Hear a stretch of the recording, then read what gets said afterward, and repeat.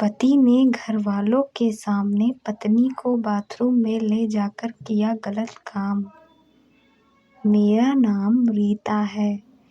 मैं रसोई में काम कर रही थी।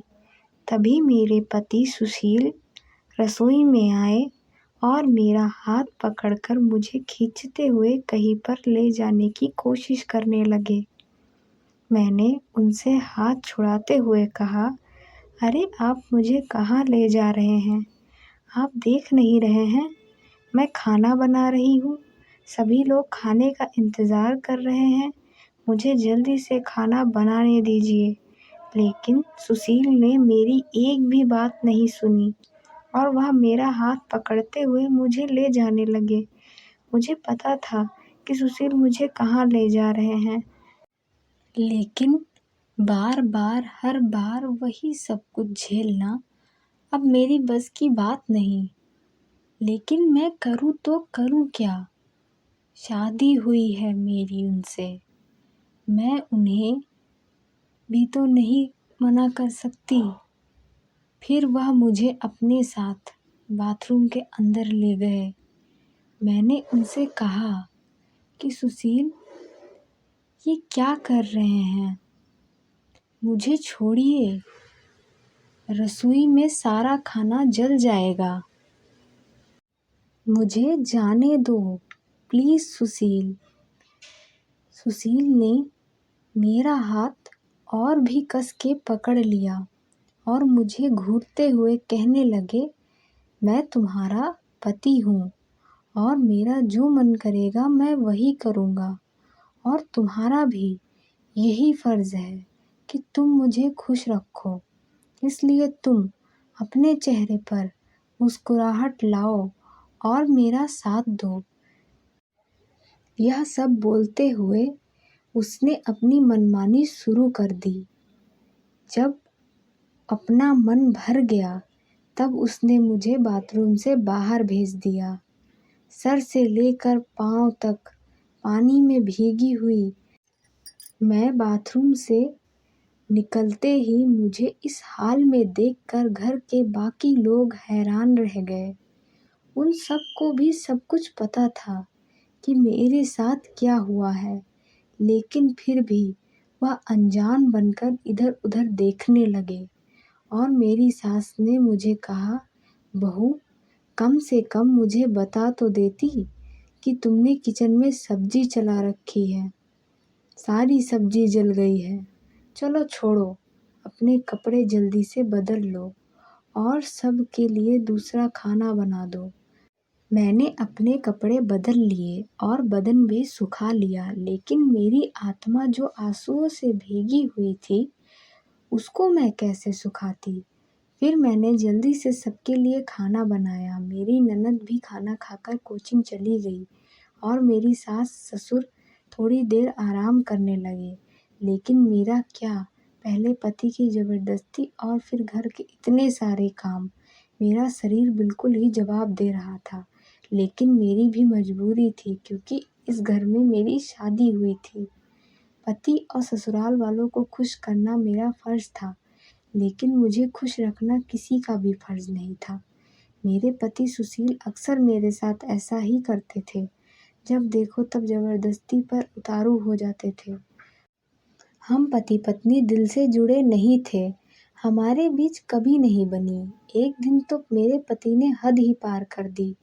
मेरी सासू माँ की तबीयत बहुत ज़्यादा ख़राब थी, इसलिए मैं उनके कमरे में उनकी देखभाल कर रही थी। लेकिन मेरे पति मुझे अपने कमरे से बैठे बैठे ज़ोर ज़ोर से आवाज़ लगाने लगे और मुझसे कहने लगे कि जब मैं तुम्हारी हर ज़रूरत पूरा करता हूँ तो तुम मेरी ज़रूरतें पूरी क्यों नहीं करती। इतना कहते हुए सुशील कमरे का दरवाज़ा बंद कर लिया और एक एक करके मेरे शरीर को नोचना शुरू कर दिया। आज तो मेरे पति न जाने किस गुस्से में मेरे साथ ऐसा व्यवहार कर रहे थे। मैं बस चीखती चिल्लाती रही। मेरी आवाज़ शायद आज तो पूरे घर में गूंज रही थी, लेकिन कोई क्या करे। कोई इस बारे में बात तक नहीं करता था। कई घंटों तक दर्द झेलने के बाद मैं वहीं बैठे बैठे नसीब को कोसने लगी और मेरे पति अपने मन की इच्छा पूरी कर आराम से सो गए। मैं दर्द से तड़पती रही। मुझे समझ में नहीं आ रहा था कि आखिर मेरे साथ क्या होगा। मेरी ज़िंदगी बस ऐसे ही रहेगी। कुछ दिनों बाद मेरे पति ने मेरे ननद के लिए रिश्ता देखा। लड़के वाले बहुत अच्छे घर के थे। नंद की शादी हम लोगों ने बड़ी धूमधाम से की। विदाई के वक्त ननद मेरे गले रखकर रोने लगी। लेकिन क्या करे, लड़की को तो ससुराल जाना ही पड़ता है। मेरी ननद की शादी के कुछ दिनों तक तो सब कुछ ठीक चल रहा था, लेकिन एक दिन अचानक मेरी नंद और उसके पति हमारे घर आए। लेकिन जैसे ही मैंने अपनी ननद की हालत देखी तो उसके देखकर घबरा गई। उसके चेहरे और शरीर पर जगह जगह चोटों के निशान थे। मैंने जल्दी से अपने ननद के पास जाकर पूछा, अरे जूली, तुम्हें क्या हो गया? इतनी सारी चोट तुम्हें कैसे लगी? तभी मेरी ननद के पति कहने लगे, यह सब निशान इसको मैंने दिए हैं। जब यह मेरी ज़रूरतें पूरा नहीं कर सकती तो अपने शादी मुझसे करवाई क्यों? जब यह अपने पति को खुश नहीं रख सकती तो ससुराल में रहकर करेगी क्या? अब यह आज से यही रहेगी। मेरे पति मेरी ननद की पति की बातें सुन रहे और हैरान हो गए। उन्होंने कहा, आप ये कैसी बात कर रहे हैं? मेरी बहन आपकी पत्नी है। अपनी पत्नी के साथ कोई ऐसा व्यवहार करता है? और यह अपनी पत्नी को कोई जानवर नहीं है जो ज़रूरतें पूरा करने के लिए इसके साथ जानवरों जैसा व्यवहार करेंगे। जब आपका मन जाएगा इसके साथ वैसा बर्ताव करेंगे। मेरे नंदोई कहते हैं, क्यों साले साहब, आपको इतना दुख क्यों हो रहा है? आखिर यह मेरी पत्नी है, मुझे खुश रखना इसका काम है। आप भी तो एक मर्द हैं, आप भी तो भाभी जी के साथ यही सब करते हैं, तो आप अपनी बहन का पक्ष क्यों ले रहे हो? मेरे नंदोई की बातें सुनकर मेरे पति का सिर शर्म से झुक गया, क्योंकि आज तक वह भी तो मेरे साथ यही सब कुछ करते आ रहे थे।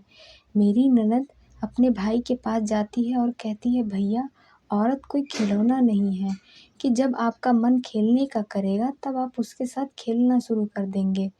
पति पत्नी का संबंध तो ईश्वर ने बनाया है, लेकिन पति को भी समझना चाहिए कि उसकी खुशी से पत्नी को कोई दुख ना मिले।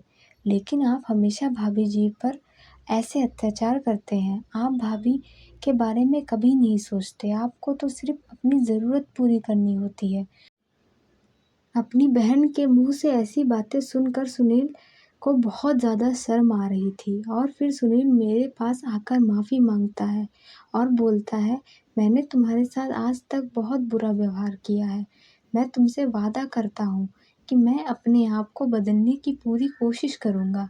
फिर मेरे पति ने नंदोई जी के हाथ जोड़कर कहा कि आप मेरी बहन के साथ इस तरीके का दुख मत दीजिए। मैं आपसे हाथ जोड़कर माफ़ी मांगता हूँ। आज के बाद मैं अपनी पत्नी के साथ ऐसा नहीं करूँगा। फिर मेरी ननद ने अपने भाई से कहा, भैया, मेरे पति मेरा बहुत ख्याल रखते हैं। यह सब तो हमने आपको एहसास दिलाने के लिए किया था, क्योंकि जिस तरीके से आप भाभी के साथ बर्ताव करते थे मुझे बिल्कुल नहीं अच्छा लगता था। फिर सुनील ने अपनी बहन और सब लोगों से माफ़ी मांगकर कहता है कि आज के बाद मैं अपनी पत्नी से ऐसा बर्ताव नहीं करूँगा। सुनील ने मुझे सम्मान देना शुरू कर दिया। अब मेरी ज़िंदगी खुशी से बीतने लगी। दोस्तों, हमें इस कहानी से सीख मिलती है कि हमें अपनी खुशियों के साथ अपने जीवन साथी के खुशियों का भी ख्याल रखना चाहिए। दोस्तों, कहानी अच्छी लगी हो तो ज़रूर शेयर करें। Thank you for watching.